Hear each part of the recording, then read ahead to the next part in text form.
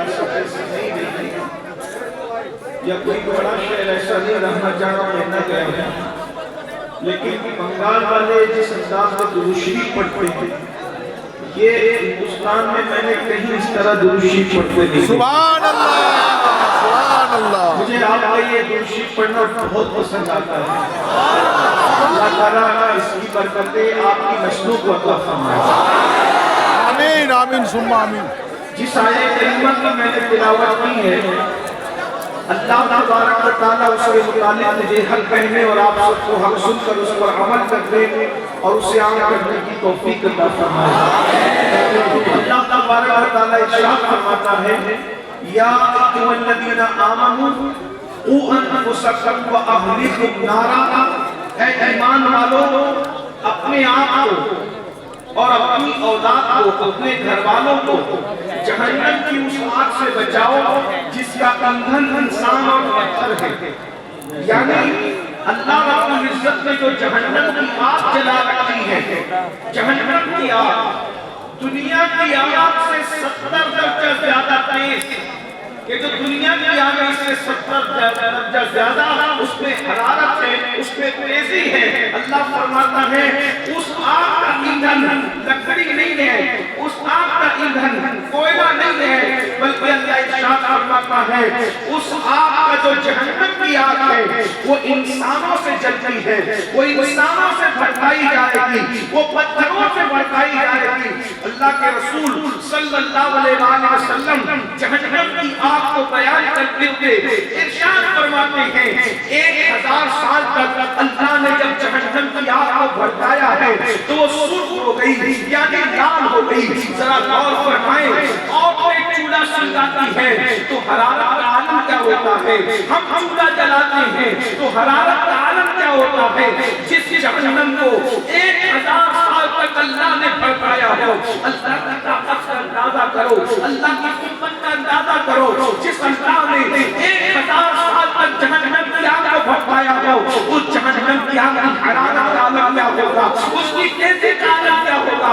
اللہ کے سچے رسول صادق و مصدوق مصطفیٰ جان صلی اللہ علیہ وسلم ارشاد فرما رہے ہیں 1000 سال تک جہنم کی آگ کو بھڑکایا گیا، وہ سرخ ہو گئی، وہ لال ہو گئی. فرماتے ہیں پھر مزید 1000 سال تک یعنی 2000 سال تک بھڑکایا گیا، وہ سفید ہو گئی.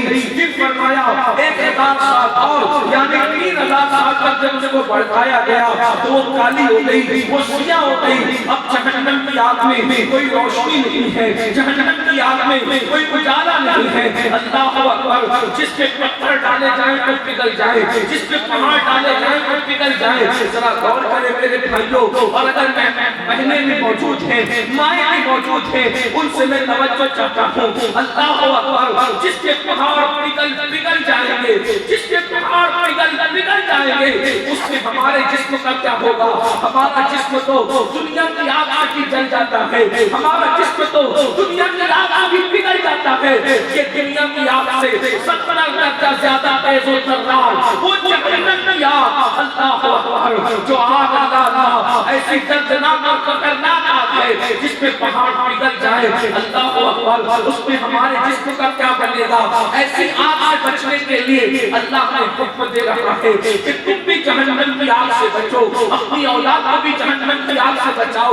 یعنی تم ایسے کام مت کرنا، ایسے راستے پہ نہ جانا جس راستے پہ چل کر تم جہنمی بن جاؤ. اللہ نے 2 راستے ہمیں بتائے ہیں. ایک راستہ وہ ہے جو جنت کی طرف جاتا ہے، ایک راستہ وہ ہے جو جہنم کی طرف جاتا ہے. اللہ اندازہ فرمائے. مجھے بتائیے اگر کوئی بندہ کتنا بھی متقی ہو، کتنا بھی دانشور ہو، کتنا ہی عقل مند ہو، اگر وہ ممبئی کے راستے پہ جا رہا ہے تو کیا کبھی وہ کلکتہ پہنچ سکے گا؟ اور اگر وہ کلکتہ کے راستے پہ جا رہا ہے تو کیا وہ ممبئی پہنچ سکے گا؟ نہیں. اب آپ مجھے بتاؤ ہم نے کون سا راستہ چنا ہے، ہم نے کون سا راستہ چنا ہے. اللہ اکبر. ہم نے کون سا راستہ چنا ہے. یہاں جتنے بیٹھے ہوئے ہیں میں تو دعا کرتا ہوں صرف یہ بیٹھے ہوئے نہیں بلکہ اللہ میرے آقا کی پوری امت کو جنت عطا کرے. اس لیے کہ اگر اللہ محبوب کی ساری امت کو جنت دے تو ہمارا بڑھتا کیا ہے، اس کے کرم کی بات ہے. ایسا تو نہیں کہ وہ اپنے بندوں کو جب زیادہ بندوں کو جنت دے گا تو میرے لیے کوئی کمی ہو جائے گی. اس کی جنت میں کوئی کمی نہیں ہے، اس کی وسیع ہے، اس کی جنت بہت بڑی ہے، لیکن میرے بھائیوں ہم نے کون سا راستہ چنا ہے؟ سب جنت کے متلاشی ہے، سب جنت سے محبت کرتے ہیں، سب جنت میں جانا چاہتے ہیں، مگر جنت میں جانے کے لیے راستہ تو نہیں چننا پڑے گا۔ راستہ کون سا چنا ہے؟ اللہ اکبر، بہت افسوس کی بات ہے اگر کوئی بندہ ممبئی میں راستہ پکڑ کر دعویٰ کرے کہ میں نے جانا کلکتہ ہے تو لوگ مذاق اڑائیں گے کہ کتنا پاگل ہے، کتنا بے وقوف ہے، ممبئی کے راستے پہ چل کے کلکتہ جانے کا خواب دیکھ رہا ہے۔ آپ بتائیں جب ممبئی کے راستے پہ چلنے والا کلکتہ نہیں پہنچ سکتا تو جہنم کے راستے پہ چلنے والا جنت میں کیسے پہنچ سکتا ہے؟ ہم نے راستہ کون سا چنا ہے؟ جہنم کا راستہ چنا ہے، اس لیے کہ نشہ جو کر رہی ہیں وہ جہنم کا راستہ چننے والے لوگ ہیں، جو حرام روزی کما رہی ہیں وہ جہنم کا راستہ چننے والے لوگ ہیں، جو شراب پی رہے ہیں وہ جہنم کا راستہ چننے والے لوگ ہیں، جو جھوٹ بول رہے ہیں وہ جہنم کا راستہ چننے والے لوگ ہیں، جو فجر کی نماز میں نہیں اٹھتے وہ جہنم کا راستہ چننے والے لوگ ہیں، جو عورتوں پر پاپ کی نظریں ڈال رہے ہیں وہ جہنم کا راستہ چننے والے لوگ ہیں، جو اپنی اولاد کی صحیح تربیت نہیں کر رہے ہیں وہ جہنم کا راستہ چننے والے لوگ ہیں، جو اپنے ماں باپ کی نافرمانی کر رہے ہیں وہ جہنم کا راستہ چننے والے لوگ ہیں، جو پڑوسیوں کا حق ادا نہیں کرتے وہ جہنم کا راستہ چننے والے لوگ ہیں، جو اپنی بیوی کا حق ادا نہیں کرتے وہ جہنم کا راستہ چننے والے لوگ ہیں۔ راستہ تو جہنم کا چنے ہو، جنت میں کیسے پہنچو گے؟ اپنے ساتھ مذاق کر رہے ہو میرے بھائی، اپنے آپ کے ساتھ مذاق کر رہے ہو۔ شیطان نے فکر کو اغوا کر لیا، ہمیں شیطان نے لوٹ لیا۔ آؤ جنت کے راستے پر چلیں۔ جنت کا راستہ کون سا ہے؟ عقیدے کے معاملے میں صرف اور صرف اہل سنت کا راستہ۔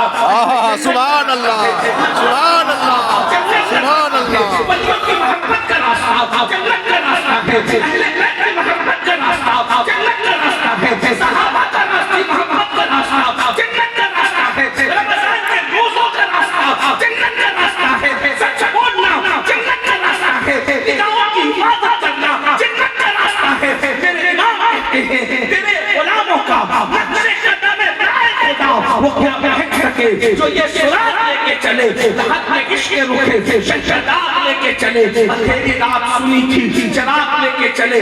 ہم میں سے کوئی ایسا نہیں میرے بھائی جو اللہ کے عذاب کو برداشت کر سکے، اللہ کا عذاب کوئی برداشت نہیں کر سکے گا۔ جہنم میں اتنے خطرناک عذاب، ایسے ایسے عذاب ہیں جہنم کے اندر، اللہ کے رسول نے اس کو دیکھ کر بیان، حضور نے شب معراج دیکھ کر بیان فرمایا جہنم کا عذاب کوئی برداشت نہیں کر سکتا۔ بہت سی باتیں میں بیان نہیں کر سکوں گا کیونکہ میرے پاس ایک گھنٹے کا وقت تھا جس میں سے 15 سے 20 منٹ جا چکے۔ تھوڑی دیر میں نے آپ کے سامنے بات کرنا ہے لیکن آپ توجہ سے سننا، غور سے سننا۔ اللہ کے رسول صلی اللہ علیہ وسلم نے شب معراج جب جہنم کو دیکھے تو اس میں بہت سے عذاب دیکھے۔ مثلا اللہ کے رسول علیہ السلام کو تسلیم فرماتے ہیں کہ میں نے دیکھا کہ کچھ لوگ ہیں جو خون اور پیر کے دریا میں ہوتا کھولتا ہوا خون ہے، جہنم کے اندر کھولتا ہوا پیر پر خون ہے اور اسی کے اندر ڈبکیاں لے رہے ہیں۔ میں نے پوچھا جبریل یہ کون ہے؟ تو میں جبریل نے کہا یا رسول اللہ صلی اللہ علیہ وسلم کہ آپ امت کے وہ لوگ ہیں حرام کا لقمہ کھاتے تھے۔ آج لوگ لاٹری کھیلتے ہیں، لوگ کیرم کھیلتے ہیں، لوگ جوا کھیلتے ہیں، لوگ کاش کے پتے کھیلتے ہیں، لوگ شرطیں لگاتے ہیں۔ قرض کے جوا کی جتنی قسمیں علماء نے بیان کی ہے سب حرام ہیں۔ حرام طریقے سے جو بھی روزی کماؤ گے جہنم کے اندر خون اور پیر کے دریا کے اندر ڈبائے جاؤ گے۔ اور جو ایک لقمہ حرام نہ کھائے 40 دن تک اللہ اس کی کوئی عبادت قبول نہیں کرتا۔ اگر اسی حالت میں وہ مر جائے تو اللہ تبارک و تعالیٰ اس پر جنت کی خوشبو بھی حرام کر دیتا ہے۔ آج لوگ موبائل چوری کر رہے ہیں، کسی کی زمین میں قبضہ کر رہے ہیں، لوگ جھوٹ بول کے کما رہے ہیں، دھوکے دے کے کما رہے ہیں۔ مال میں ملاوٹ کر کے کما رہے ہیں، اپنے مذہب میں اس کی گنجائش نہیں۔ حلال سے کماؤ، حلال میں برکت ہے، برکت۔ اللہ نے حرام میں برکت نہیں رکھی، اللہ نے حلال میں برکت رکھی۔ حرام کمانے والے کے پاس مال زیادہ آ سکتا ہے مگر اس کو کبھی سکون نہیں رہے گا۔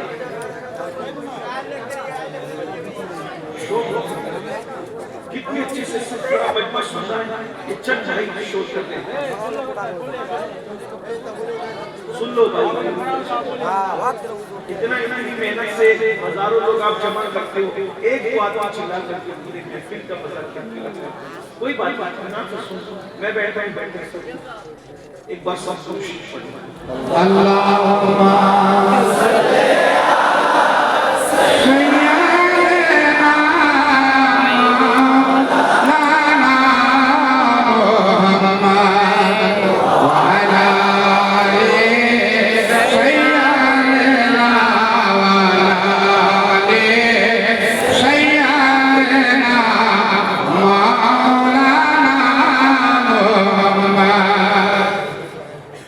مذہب میں حلال ہمارے لیے لازم ہے۔ طلب الحلال فریضۃ علی کل مسلم، ہر مسلمان پہ حلال کا طلب کرنا فرض ہے۔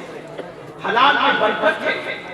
آپ دیکھو فرعون نے حرام اور نمرود نے حرام کام کیے، آج نہ فرعون ہے نہ نمرود ہے نہ اس کی دولت ہے، لیکن حضرت عثمان غنی نے حلال کے ذریعے سے روزی کمائی۔ عثمان غنی دنیا سے چلے گئے مگر حضرت عثمان کی دولت آج بھی دنیا کے اندر موجود ہے۔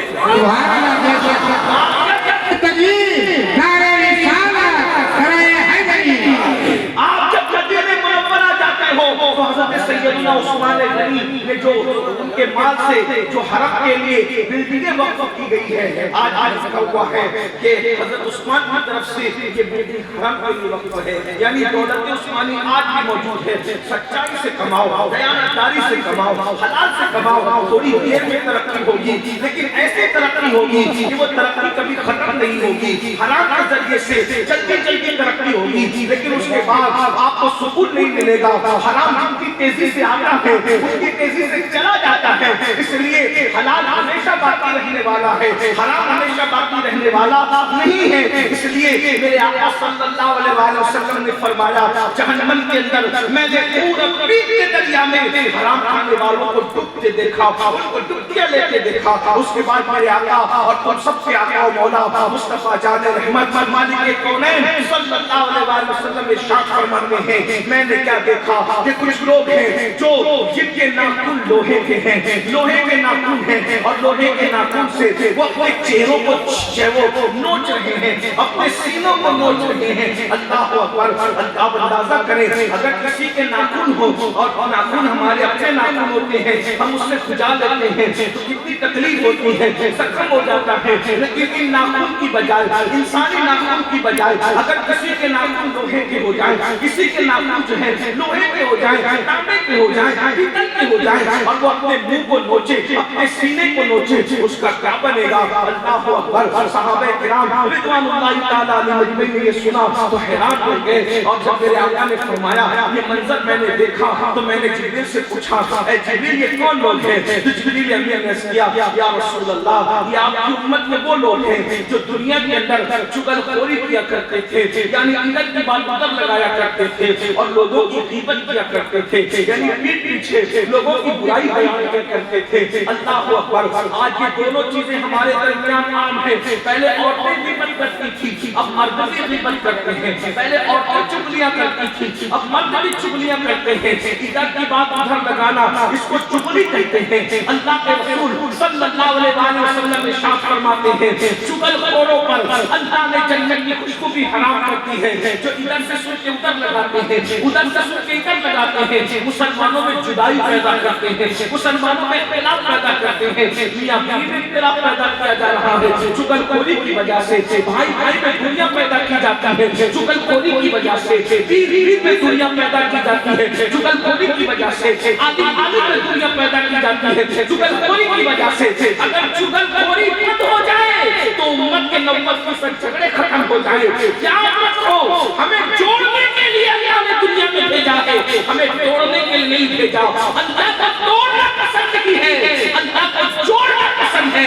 جو اللہ کے بندوں کو جوڑا کرتے ہیں اللہ ان کو اپنی رحمت سے جوڑ لیتا ہے. جو اللہ کے بندوں کو توڑا کرتے ہیں اللہ ان کو اپنی رحمت سے دور کر دیتا ہے. تفسیر خزائن العرفان کے اندر علامہ سید نعیم الدین مراد آبادی رحمۃ اللہ علیہ لکھتے ہیں کہ جو مسلمانوں کے درمیان اختلاف اور پھوٹ پیدا کرے وہ شیطان کی ہوگا. اللہ کئی کو کم کر دو تاکہ لوگوں کو بات سمجھ میں. اللہ کے رسول صلی اللہ علیہ وسلم فرماتے ہیں جو مسلمانوں کے درمیان جدائی اختلاف پیدا کرے, فتنہ پیدا کرے, لڑائے مسلمانوں کو آپس میں لڑائے, وہ شیطان کی اولاد ہے, وہ شیطان کی ذریت سے ہے. دو دوستوں کے درمیان پھوٹ نہ ڈالو, دو بھائیوں کے درمیان پھوٹ نہ ڈالو, یہ چغل خوری کی نحوست ہے. اللہ کے رسول نے منع فرمایا. اور جو چغلی سے بچے گا یعنی ادھر کی بات ادھر, ادھر کی بات ادھر کرنے سے بچے گا, انعام کیا ہے؟ امام غزالی رحمت اللہ علیہ بہت خوبصورت واقعہ لکھتے ہیں. واقعہ یہ ہے کہ حضرت یوسف علیہ السلام کے بھائیوں نے آپ کو مار پیٹ کر کے کنویں میں ڈال دیا اور ان کا کرتا اتارا اور بکری ذبح کر کے کرتے کو بکری کے خون میں بھگو کر کے روتے ہوئے آئے اور اپنے ابا حضرت یعقوب علیہ السلام سے کہنے لگے یوسف کو بھیڑیا کھا گیا. اور ثبوت کے طور پہ بھیڑیا بھی پکڑ کے لائے کہ یہی بھیڑیا کھایا, یہی نالائق کمبخت اس نے کھایا. یوسف یعقوب علیہ السلام نے بھیڑیے کو دیکھا اور بھیڑیے سے کہا او بھیڑیے تجھے میرے معصوم پہ رحم نہیں آیا؟ اتنا خوبصورت سا میرا ننھا یوسف تو کھا گیا, تجھے شرم نہ آئی, تجھے خیال نہ رہا؟ انبیاء جانوروں کی باتیں سمجھتے ہیں اور جانور انبیاء سے باتیں کرتے ہیں. حضرت یعقوب نبی تھے تو بھیڑیے نے کہا اے اللہ کے پیغمبر آپ بھی نبی ہیں اور آپ جانتے ہیں کہ آپ کا یوسف صدیق بھی نبی ہے, اور جانوروں پر اللہ نے حرام کر دیا ہے کہ وہ نبی کا جسم کھائے. کوئی جانور کبھی نبی کا جسم نہیں کھا سکتا, کوئی جانور کبھی نبی کا جسم نہیں کھا سکتا. زمین پر بھی حرام ہے کہ نبی کا جسم کھائے اور جانور پر بھی حرام ہے کہ نبی کا جسم کھائے. سبحان اللہ, سبحان اللہ. میں نے آپ کے معصوم یوسف صدیق کو نہیں کھایا. تو یعقوب علیہ السلام نے کہا پھر میرے بیٹے کا کیا ہوا جب تم نے نہیں کھایا؟ کہا مجھے سب پتا ہے کہ آپ کے بیٹے کے ساتھ کیا ہوا, مجھے سب پتا ہے. تو یہ اب بیٹے تو کھڑے تھے, وہ سمجھ نہیں رہے تھے کیونکہ یہ جانور بات کر رہا تھا یعقوب علیہ السلام سے. تو جانور سے کہا بھیڑیے سے جب تجھے سب پتا ہے تو بتا میرے بیٹے کے ساتھ کیا ہوا؟ کہا پتا ہے مگر میں بتاؤں گا نہیں, اگر بتاؤں گا تو یہ چغلی ہوگی, چغلی, اور اللہ کو چغل خور پسند نہیں ہے. سبحان اللہ. میں بھیڑیا ہوں.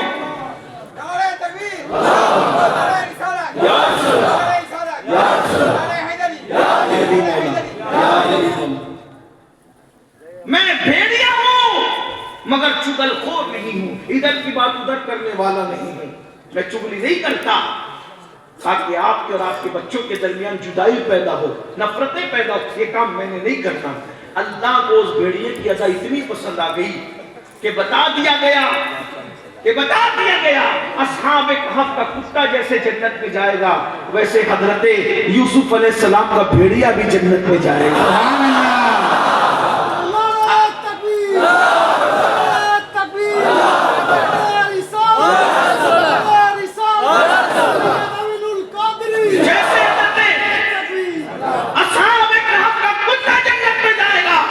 امام غزالی لکھتے ہیں یوسف علیہ السلام کا بھیڑیا بھی جنت میں جائے گا. مجھے بتاؤ اگر بھیڑیا چغل خوری سے بچ جائے تو اللہ اس کو جنت عطا کرتا ہے, اگر رسول اللہ کے غلام چغلی سے بچ جائے تو اللہ ان کو جنت کیوں نہیں عطا کرتا؟ چغل خوری نہ کرے.